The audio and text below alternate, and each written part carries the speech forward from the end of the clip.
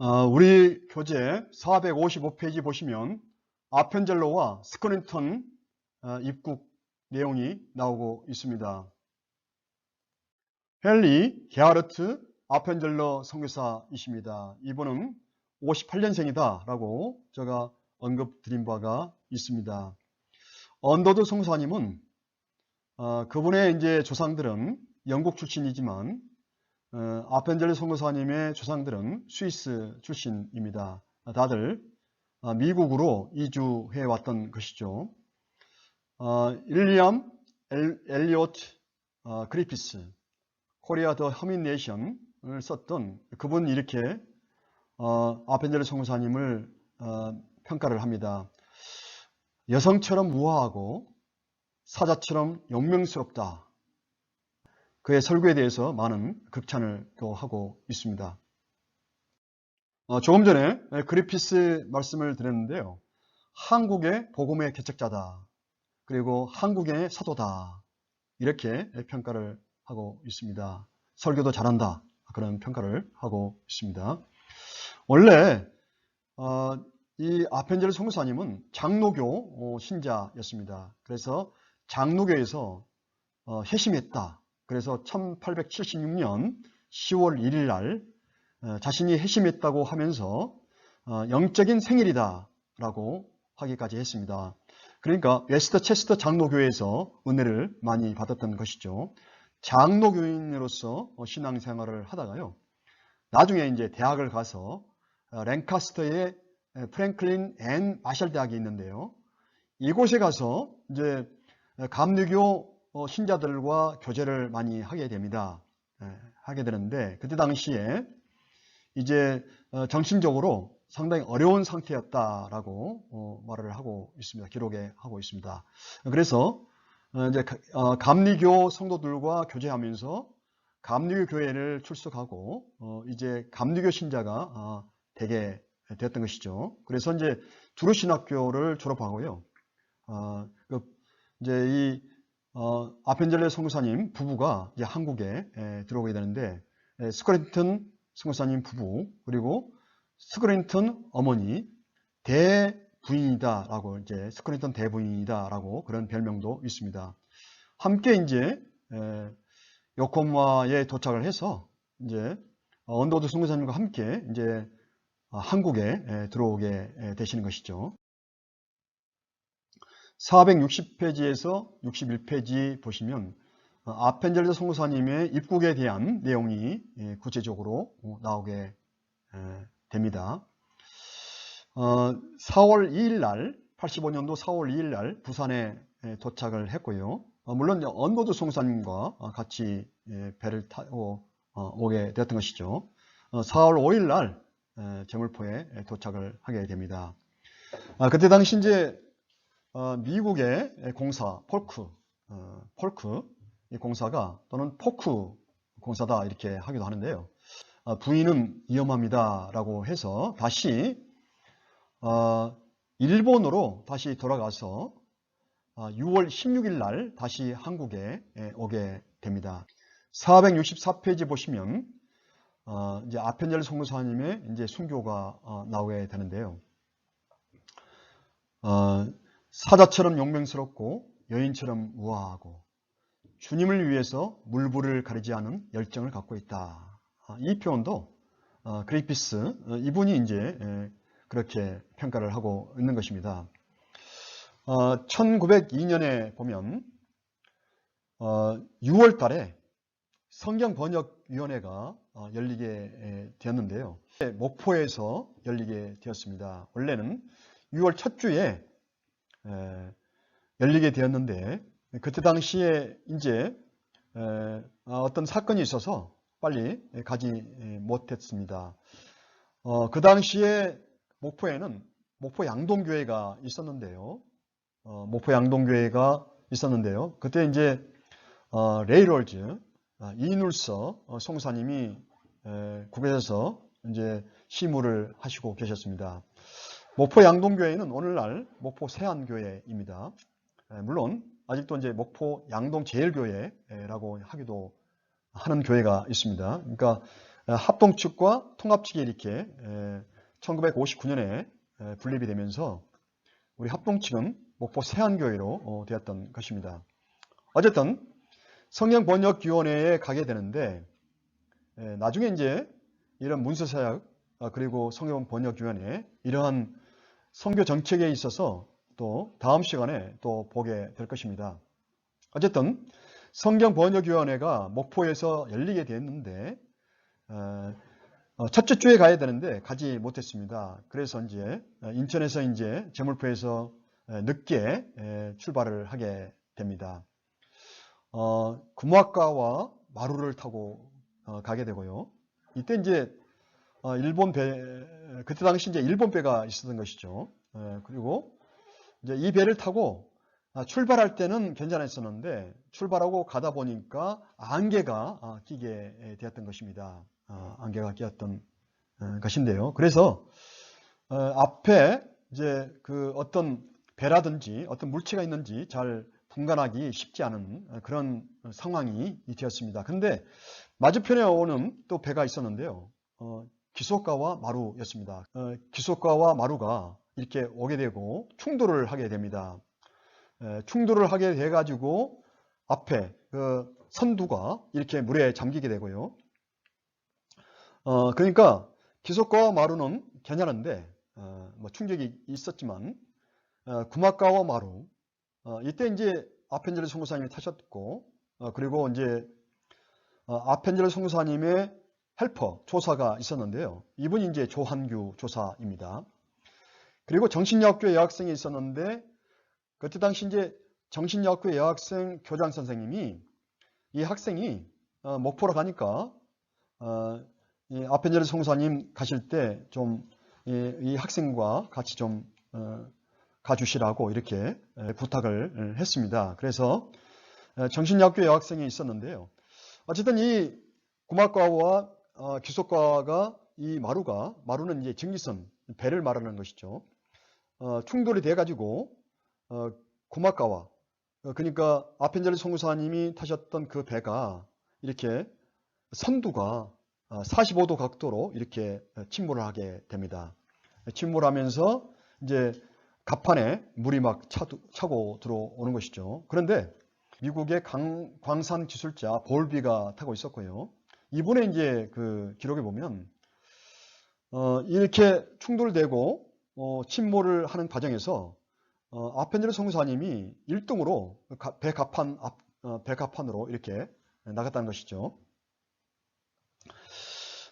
그런데 다시 아펜젤 선교사님이 다시 유턴을 했다라고 기록을 하고 있습니다. 왜 그러냐면 그 배갑판 밑에서 조사 조한규 조사 이분과 이 정신여학교 여학생이 나오지 않고 있는 것입니다. 그래서 1등으로 막 그냥 배갑판 물이 들어오지 않는 곳으로 막 뛰어가다가 다시 유턴해서 나오지 않는 그 배갑판 밑으로 아펜젤 선교사님이 다시 들어가게 되었던 것입니다.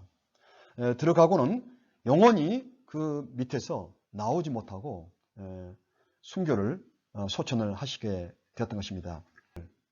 골든타임이 있었는데 영원히 못 나오게 되었던 것입니다. 자, 그래서 1858년생이고요. 1902년에 지금 6월 달에 지금 이렇게 순교를 하시게 되었던 것입니다. 정말 너무도 아름답지만 너무도 비통한 그러한 그리고 이 아펜젤 선교사님이 평소에 사랑이 많았고 그리고 우애가 많았다. 그리고 그 설교대로 그가 마지막을 이렇게 장식하면서 주님의 품 안에 안기게 되었던 것입니다. 44세의 나이였습니다. 자녀들도 그때 당시에 있었습니다. 한국 선교 17년 만에 주님의 품 안에 안기게 되었던 것입니다. 아펜젤 선교사님 이후에 1887년에 조지 헤버 존스 목사님이 선교사님이 들어오십니다. 왕성한 활약을 이분이 하게 됩니다. 그리고 올링거 송사님도 이 땅에 들어오게 되고요. 많은 북감리교 송사님들이 이후에 계속해서 들어오시게 됩니다. 466페이지 보시면 각 선교회의 입국을 보시겠습니다. 우리 책 467페이지 보시면 영국 성공회가 입국을 하게 됩니다. 밑에 보시면 이 코르프 사제가 주한입니다. 주한 주교로 숙품을 받게 되고 한국에 입국을 하게 됩니다. 469페이지 보시면 그래서 1890년 9월 29일 날 한국의 첫 감독 선교사 찰스 존 코르프 그리고 성공회 의사 댄디스 이분들이 입국을 하고요. 이어서 스몰 피크 많은 분들이 도착을 해서 한국 선교를 진행해 나가게 됩니다. 이분들은 직접 선교보다는 의뢰 선교. 여기서 이제 직접 선교가 뭐냐면 직접 선교, 선교는 직접 선교와 간접 선교로 나눌 수가 있습니다. 직접 선교는 복음을 직접적으로 예수님 믿으라고 신앙통이라든지 사거리라든지 가가호 이렇게 방문해서 예수님 믿으라고 이렇게 복음을 전파하는 것이 바로 직접 선교고요. 의뢰 선교 그리고 미션 스쿨을 통해서 간접적인 선교 활동 이러한 그 선교 활동을 간접 선교다라고 말을 합니다. 간접 선교다. 그래서 이분들은 직접 선교보다는 의료 선교, 사회복지 사업, 문서 선교에 주력을 하게 됩니다. 470페이지에 보시면 호주 빅토리아 장로교회의 입국에 대해서 나오고 있습니다. 조셉 헨리 데이비스 성사님 정말 성결하고 전도의 열정이 강렬하게 불타고 있는 그런 젊은이였습니다. 그리고 누님 메리 데이비스와 함께 조선에 우리 한국에 입국을 하게 됩니다. 우리 교재는 메리 데이비스가 동생으로 이렇게 되고 있는 것 같은데요. 누님으로 하는 것이 좋을 것 같습니다. 이상규 교수님도 누님으로 이렇게 보고 있습니다. 471페이지 보시면 헨리 데이비스 이분은 멜브론 또는 멜본이라고 하기도 하고요. 멜본 대학을 졸업을 하고요. 스코틀랜드 에딘버러에서 신학을 하게 됩니다. 그리고 한국에 들어오기 전에 인도의 델리구에서 선교 사역을 하다가 고국에 있다가 한국에 들어오게 되는데요. 인도의 그 델리구에 누가 있었냐면 여동생이 거기서 선교 사역을 하고 있었습니다. 그러다가 이제 건강도 회복할 겸 이제 호주에서 교장으로 계셨어요. 교장으로 계셨는데 젊은이죠. 30대 젊은입니다. 교장으로 계셨는데 미셔너리 이 신앙 잡지를 보고 한국 선교를 촉구하는 이 편지를 보고 한국에 대한 마음을 품고 결국은 한국으로 들어오게 되었습니다. 그래서 헨리 데이비스 성사님은 89년도에 8월 5일 날 목사 안수를 받고요.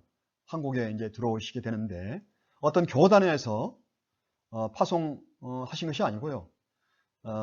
남녀 청년들이 빅토리아 교회의 청년들이 파송을 했던 것이죠. 그리고 성경연구 신우회 그리고 지교회 협회 이렇게 후원을 해서 이렇게 들어오게 되었던 것입니다.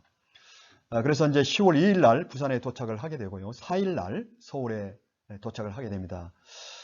도착을 하게 되어서 서울에서 어디서 묵게 되냐면 언더드 송사님 집에서 하숙을 하게 됩니다. 그런데 이 헨리 데이비스 선교사님이 생각은 뭐냐면 선교사님들이 서울에 다 있을 필요가 있느냐 이런 생각을 가졌던 것이죠. 그래서 이제 부산으로 자기는 가겠다라고 생각을 했던 것입니다. 그래서 실행을 하게 됩니다.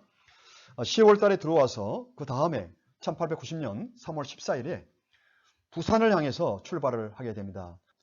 한 20여 일간을 가게 되는데요. 300마일이다, 500km다 라고 이렇게 하고 있지만 더 많은, 그때 당시는 이제 포장도로가 없었기 때문에 더 많은 키로수가 되었으리라고 생각이 됩니다. 그래서 서울을 출발해서 수원, 경기도 이렇게 쭉 오다가 전라북도 이렇게 쭉 오면서 사천 그리고 부산에 도착을 하게 됩니다. 그런데 기후도 맞지 않고 그때 당시 전염병 상황이었고 그런 가운데 복음을 전했고요. 쪽복음을 이렇게 팔고 전하고 이렇게 부산에 도착했던 것입니다. 4월 4일 날 부산에 도착을 하게 됩니다. 그런데 천연두에 걸리게 되고요. 몸은 지치고 그리고 폐렴에 걸리게 되었습니다. 그래서 4월 4일 날 도착을 하고 4월 5일 날 제임스 게일 무릎에 앉혀서 지저스를 부르고 주님의 품 안에 영원히 안식하게 되었던 것입니다. 부산에 이제 이미 제임스 게일 성수사님이 계셨는데 그때 당시에 이제 부산에 일본 그 의사가 있었어요. 그래가지고 열심히 치료하고 제임스 게일이 이제 간호를 했지만 그렇게 제임스 게일 그 무릎에 안겨서 소천을 하시게 되었던 것입니다. 제가 다시 한번 이렇게 정리를 해 보았습니다. 자, 그런데 지금 이제 호주 장로교 거기서 파송한 성사님이 교단에서 파송한 건 아니지만 거기서 파송된 첫 번째 성사님이 이렇게 순교 소천을 하셨던 것이죠. 그러다 보니까 이제 한국에서는 더 이상 호주에서는 선교사가 오지 않을 것이다 라는 생각을 가지게 되었던 것입니다. 그러나 그것은 지극히 인간적인 생각이었습니다. 호주 본국에서는 어떻게 생각했냐면요, 이렇게 생각했습니다. 누가 헨리 데이비스의 면류관을 이어갈 것인가? 누가 헨리 데이비스의 면류관을 이어갈 것인가? 이렇게 선포를 했습니다. 그랬더니 젊은이들이 일어서게 되었습니다.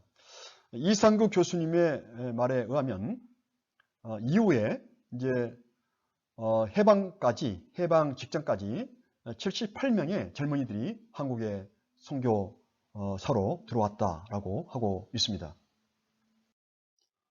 우리 교재 477페이지 보시면 미국 남장로 교회가 입국을 하게 됩니다. 1892년에 입국을 했다고 여러 차례 말씀을 드린 바가 있습니다. 478페이지에서 79페이지에 보시면 조금 전에 언더우드 성사님이 안식년 때 본국에 가서 젊은이들에게 한국 선교를 촉구했다라는 말씀을 드린 바가 있습니다. 여러 곳에 가서 선교 촉구를 하게 됩니다. 91년도 9월 달에 베코믹 신학교에서 선교 촉구를 또 하게 되는데요. 이때 이제 테이트 성사님이, 최의덕 성사님이 감화를 받게 됩니다.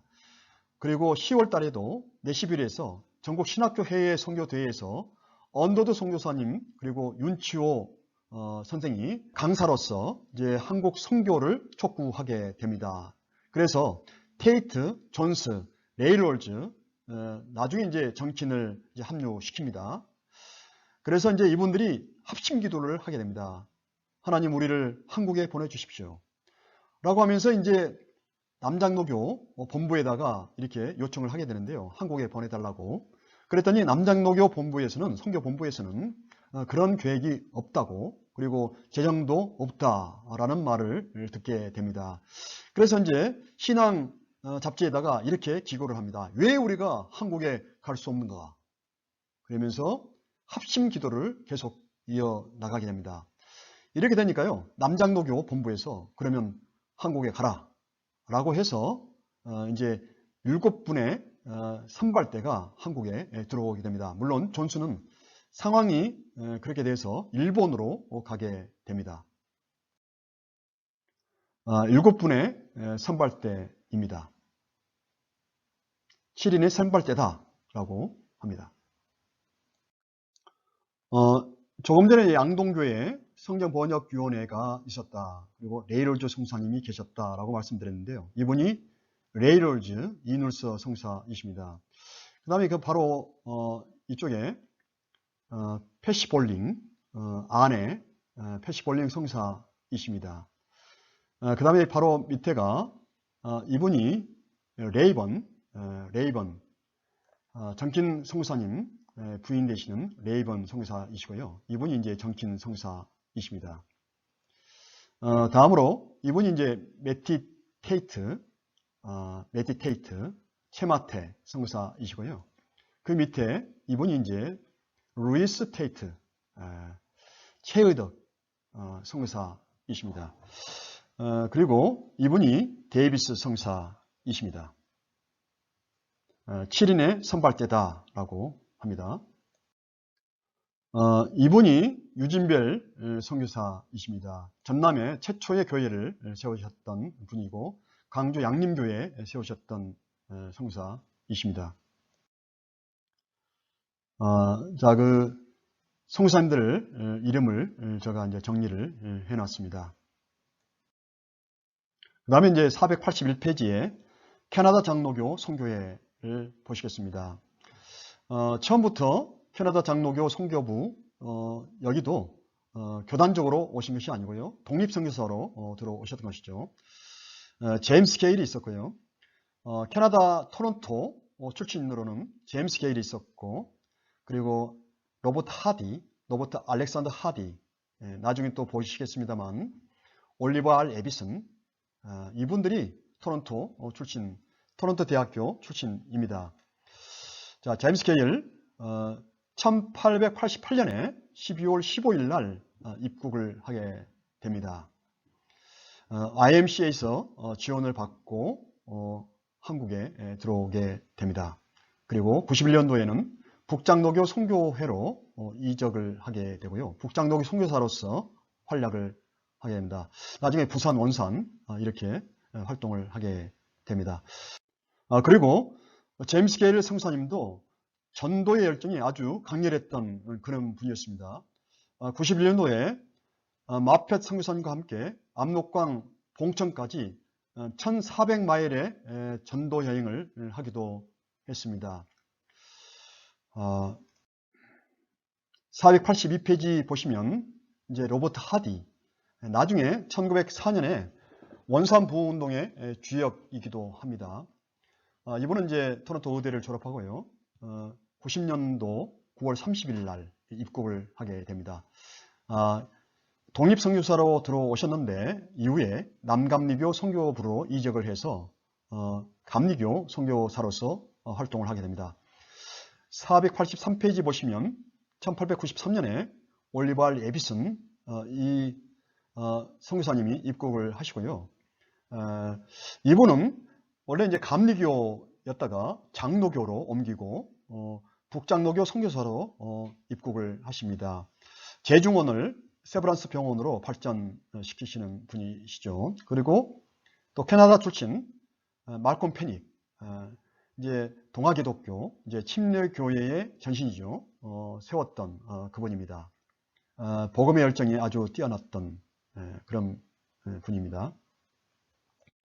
484페이지에 보시면 윌리엄 존 맥켄지에 대해서 나오고 있습니다. 우리나라는 3명의 맥켄지가 들어오셨는데요. 나중에 다시 한번 정리해 드리겠습니다. 이분은 스코틀랜드계 캐나다인 출신입니다. 캐나다 출신입니다. 윌리엄 존 맥켄지 성사님은 오직 예수님을 위해 사는 것이 축복이다 라고 했습니다. 그리고 조선에 오는, 한국에 오는 배를 타고 이렇게 고백 내지는 선포를 하고 왔습니다. 사망이 생명에게 삼킴바되는 심판의 날, 공중에서 큰 나팔 소리가 들릴 때까지 나의 뼈가 그곳에 묻혀있게 해 주소서. 이 고백과 선포대로 그분은 소래교회 주변에 묻혀있게 되었습니다. 그리고 원래 이제 1893년에 입국을 해서 1894년에 소래교회에 와서 활동을 하게 됩니다. 489페이지에 미국 남감리교 선교회가 입국을 하게 됩니다. 1896년에 입국을 하게 되는데요. 그러니까 북감리교보다 11년 후에 입국을 하게 됩니다. 선교사 리드, 이분은 나중에 이제 1908년, 1909년에 100만인 구령운동 때 다시 등장을 하게 됩니다. 그리고 선교사 리드뿐만 아니라 벤더빌트 대학 출신의 윤치호 선생의 노력이 컸다라고 하고 있습니다. 492페이지 보시면 대한기독교, 동아기독교, 이게 이제 침례교회로 발전을 하게 되는 것이죠. 침례교회의 전신입니다. 장로교 배경을 갖고 있었던 말콤 페닉이 입국을 해서요. 정말 복음의 열정이 대단했던 분입니다. 철도 도매업을 하면서 또 야간으로는 성경 공부를 하고 이렇게 해서 평신도로서 한국에 입국을 하게 되고 여러 군데에 정말 만주까지 이렇게 가서 교회를 설립을 하기도 합니다. 토론토 대학의 출신은 아니고요. YMCA 회원 사업들로 구성된 그러한 그 연합회에서 회의에서 지원을 받고 한국에 오게 됩니다. 89년도 12월에 입국을 하게 되고요. 주로 이제 소래 지역에 있다가 나중에 이제 공주 지역 또는 원산 지역으로 이렇게 활동을 하게 됩니다. 안식년을 맞이해서 고국에 귀국을 했다가 침례교회와 연계를 하고 거기서 이렇게 목사 안수를 받고 다시 한국에 들어오게 됩니다. 다음으로 제8장 선교사들의 신앙과 사상을 보시겠습니다. 507페이지 이 내용입니다. 아더 브라운, 이분은 이제 미국 북장로교, 아까 잠깐 언급을 했습니다.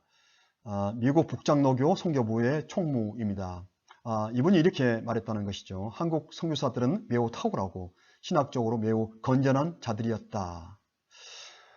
과관련 선교사님, 클락 선교사님은 이렇게 말을 했어요. 신학에 있어서 보수적인 관점을 견지하고 있었다. 그리고 많은 종교 중에 하나라고 기독교를 보는 것이 아니라 유일한 종교라고 기독교를 생각을 했다라고 이제 하고 있습니다. 그리고 우리 한국에 오신 그 선교사님들이, 초기에 오신 선교사님들이 아주 보수 신앙을 갖고 있었고요. 성경의 권위를 믿고 있었다라고 하고 있습니다. 첫 번째로 장로교 선교사들의 사상을 보겠습니다. 510페이지에 있습니다. 조금 전에 아더 브라운을 봤는데요. 이분이 이렇게 또 말을 합니다.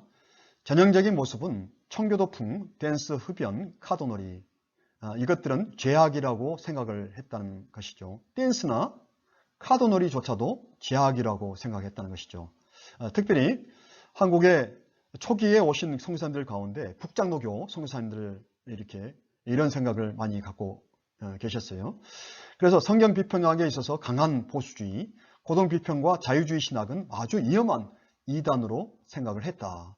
자유주의 신학을 아주 위험한 이단으로 생각을 했다는 것이죠. 자, 510페이지에서 511페이지에 있습니다. 그래서 장로교 선교사들의 그 특징을 보면 개혁파 복음주의 전통의 그 계승을 하는 사람들이었다라고 말을 하고 있습니다. 과관인 선교사님이 이렇게 말을 합니다. 성경을 권위의 책으로 믿었다. 기독교는 하나님을 찾는 몇몇 협력적인 종교 가운데 하나가 아니라 계시를 통해 그를 발견해 온 유일한 종교라고 믿었다라고 이렇게 평가를 하고 있습니다. 512페이지 보시면 또 스코틀랜드 옛 언약자들의 후손이었다. 그들은 그들의 선조들이 믿고 가르쳤던 것처럼 성경을 믿고 있다라고 평가를 하고 있습니다. 특히 중간에 보시면 북장로교 보수적이고 개혁주의 성향을 말을 하고 있는 것이고요. 리치몬드의 유니온 신학교 출신 남장로교 선교사들, 리치몬드 유니온 신학교는 뉴욕 유니온 신학교하고 달립니다. 뉴욕 유니온 신학교는 아주 자유주의적인 그러한 경향이 있고요. 리치몬드 유니온 신학교는 보수적인 그러한 경향이 있습니다. 예를 들어서 이곳 출신인 레이 롤즈 이눌서 성사님, 그분이 대표적이라고 할 수 있겠어요. 그다음에 이제 캐나다 호주 당로교 출신들에게도 이러한 개혁주의 성향을 발견할 수 있다라고 하고 있습니다. 514페이지에서 515페이지 보시면 매코맥 신학교 출신들이 나오게 됩니다. 다니엘 기포드, 사무엘 마펫, 베어드, 이기람, 소안눈, 그 다음에 블레어, 헌트, 아담스, 로스, 버나이셀. 이 버나이셀은 편하설이죠. 피터스, 컨즈, 클락. 클락은 괄관련 성사이십니다. 자, 이제 이분들이 매코맥 신학교 출신이라고 하고 있는 것이죠. 매코맥 신학교는 아주 보수 신앙을 그리고 신학을 했던 분들입니다. 그리고 평양 신학교를 세웠던 사무엘 마펫, 이분이 이제 매코맥 신학교의 이제 출신이죠.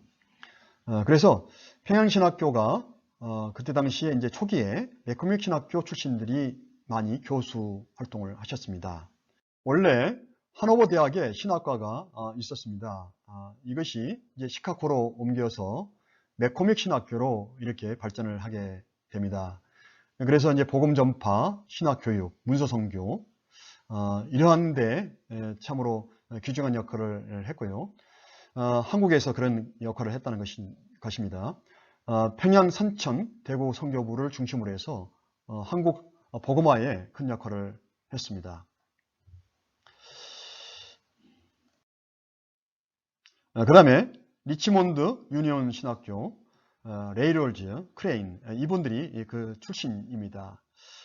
우리나라 평양신학교 최초의 한국인 교수라고 할 수 있는 남궁혁 박사님, 이분이 이제 리치몬드 유니온 출신입니다. 뉴욕 유니온 신학교하고는 다릅니다. 그 다음에 프린스턴 신학교 출신인 로버트, 어드먼, 해리 로즈, 또 해밀턴. 그러니까 로버트 성사님은 라부열이라고 하기도 하고요. 어드먼은 어도만, 로즈는 노헤리, 해밀턴은 함밀돈, 이렇게 한국 성함을 갖고 계십니다. 이분들이 건전한 북장로교 선교사들이다라고 말을 하고 있는 것입니다. 물론 리치몬드 유니온 신학교 레이 롤즈는 남장로교 선교사이시죠. 516페이지 보시면 영미 복음주의 부흥운동과 학생 자원운동의 영향을 우리 한국 초기 선교사님들이 많이 받았다, 그런 내용입니다. 매코맥 신학교 출신 선교사들 14명이 1902년까지 입국을 했다는 것이죠. 지난 시간에도 우리가 SVM을 보았습니다. Student Volunteer Movement. 학생 자원 운동에 영향을 많이 받아서 말씀에 또 털을 둘 뿐 아니라 복음에 대한 열정이 강렬한 그런 선교사님들이 초기에 한국에 들어오셨다라고 말씀을 드린 바가 있습니다. 곽한련 선교사님은 평양신학교를 한국의 매코맥 신학교다라고 지칭을 하기도 했습니다. 남양로교 조금 전에 봤습니다. 레이 롤즈, 크레인 봤고요. 리치몬드 유니온 신학교는 웨스트민스터 신앙 고백과 미국 장로교회의 구학파 신학 전통을 그대로 계승하면서도 부흥운동에 열려 있었다라고 하고 있는 것입니다. 신파와 구파가 있었죠. 1741년. 그러니까 부흥운동에 대한 긍정적으로 생각했던 분들이 뉴사이드 신파였고요. 부흥운동에 대해서 부정적으로, 그러니까 1차 대가성 운동이었죠. 그것을 부정적으로 생각했던 분들이 구파, 올드 사이드였습니다. 그 다음에 1838년이 되면요, 해중교회를 이제 그때 당시에 목회자들의 수급 문제가 있어서 목회자들이 많이 있어야 되는데 해중교회 그 교회를 같이 이렇게 연합을 해서 목회자들을 이렇게 파송하자라고 했는데 반대하는 입장이 구학파였습니다. 올드스쿨. 찬성하는 입장이 신학파 뉴스쿨이었습니다.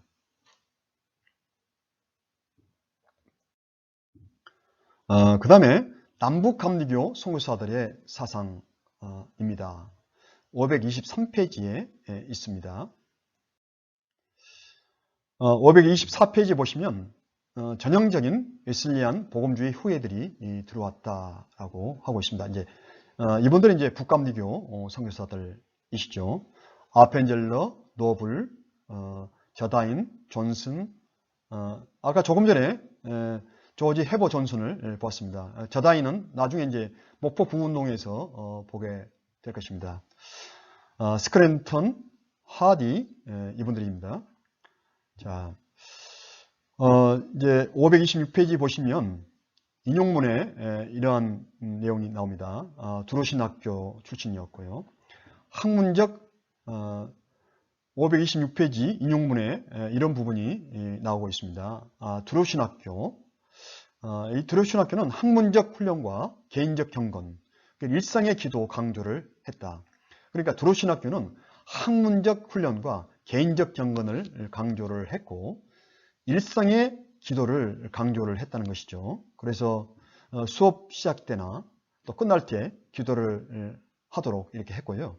심지어는 기숙사와 교실을 오갈 때도 기도를 하도록 이렇게 했다는 것입니다. 527페이지 보시면 북감리교는 장로교와의 복음주의 연대를 많이 했습니다. 그래서 성경번역위원회를 장로교와 함께 했고요. 예수 선교서회를 같이 했고요. 장감연합공의회를 1905년에 조직을 하기도 했습니다. 그리고 숭실대학과 연희전문학교를 공동으로 운영하기도 했습니다. 나중에 연희전문학교는 이제 장로교가 전적으로 하게 되기도 합니다. 선명한 복음주의 신앙의 전수를 했던 인물들이었다라고 하고 있습니다. 529페이지 보시면 1850년에 미미 교회의 강례를 받아들였다라고 하고 있는데요. 여기에 이제 성부, 성자, 성령의 삼위일체 신앙, 그리스도의 동정녀 탄생, 십자가의 구속, 부활, 승천, 재림, 고동 성경관, 원죄로 인한 인간의 타락, 정말 칼빈주의의 가르침에 가까울 정도로 그렇게 보수 신학의 선명한 입장을 갖고 있었다라고 하고 있습니다. 다음으로 534페이지에 대한기독교 구세군 선교사들을 보시겠습니다. 동양선교회와 복음주의 성결운동의 후예 그 부분을 534페이지에 보시겠습니다. 동양선교회가 나중에 이제 선결교회가 되는 것이죠. 중생 성결까지는 웨슬리가 이렇게 강조를 했는데요. 중생 성결에서 신유 재림을 더하게 됩니다. 동양선교회 성결운동이 그런 내용입니다. 자, 그래서 웨슬리 선결을 강조하면서도 감리교회에서 이탈하여 자신들의 교단을 이제 형성하게 되었는데 그 대표적인 예로 웨슬리안 교회, 나사렛 교회, 필그림 성결교회, 구세군 등이 있었다라고 하고 있습니다. 이 동양 선교회는요, 성결은 신자가 받을 성령 세례를 가리킨다고 이렇게 가르치고 있다는 것입니다. 그래서 동양선교회는 성결운동에서 시작을 했다는 것이죠. 성결을 성령 세례라고 이렇게 보고 있었다는 것이죠. 그래서 이제 정통적인 웨슬리안 복음주의 전통과 19세기 말 미국에서 발흥한 복음주의 성결운동, 무디 부흥운동, 세대주의 재림신앙에 대한 전통 모두를 계승했다고 우리 교재는 평가를 하고 있습니다. 다음으로 조금 전에도 봤지만 말콤 페닉 근대 복음주의 운동 538페이지를 보겠습니다. 나이아가라 사경회에서 이제 영향을 많이 받았고 학생 자원 운동의 영향을 이 말콤 페닉이 받았습니다. 나이아가라 사경회에 이제 피어슨을 주강사로 해서 사경회가 열려졌는데 이때 젊은이들이 많이 영향을 받게 됩니다. 물론 이제 성소주의, 세대주의 전천연설, 성결, 플리머스 성제단, 부흥운동, 캐죽운동, 그리고 세계 복음화에 대한 열정을 이제 고취시키게 되었는데 그러나 대체로 칼빈주의를 고수했다라고 하고 있습니다. 밑에 줄에 보시면 학생 자원운동, 나이아가라 사경회, 캐죽운동, 스코필드 세대주의 신학적 전통이 페닉에게 크게 영향을 미쳤다라고 우리 교재는 말을 하고 있습니다. 541페이지 보시면 구세군 호가드에 대해서 평가를 하고 있습니다. 구세군의 창설자 윌리엄 부스의 부흥운동에 영향을 받아서 구령의 열정이 지대했다라고 평가를 하고 있습니다. 그래서 구세군은 교리적으로는 웨슬리 복음주의 전통을 계승했고 임박한 그리스도의 재림을 그리고 전통적인 성경관과 교리 수용을 하고 있었다라고 평가를 하고 있습니다. 오늘은 여기까지만 하겠습니다. 참으로 우리 전사님들 수고 많이 하셨습니다. 잠시 기도하고 수업을 모두 마치겠습니다. 하나님 아버지 감사합니다. 오늘도 주님 은혜 가운데 수업을 잘 마치게 하심을 감사합니다. 우리 사랑하는 우리 전사님들 한 사람 한 사람을 붙들어 주시고 주님 안에서 복되고 은혜롭고 안전한 추석 명절 될 수 있도록 주여 축복하여 주옵소서. 예수 그리스도 이름으로 감사하며 기도드립니다. 아멘. 수고 많이 하셨습니다.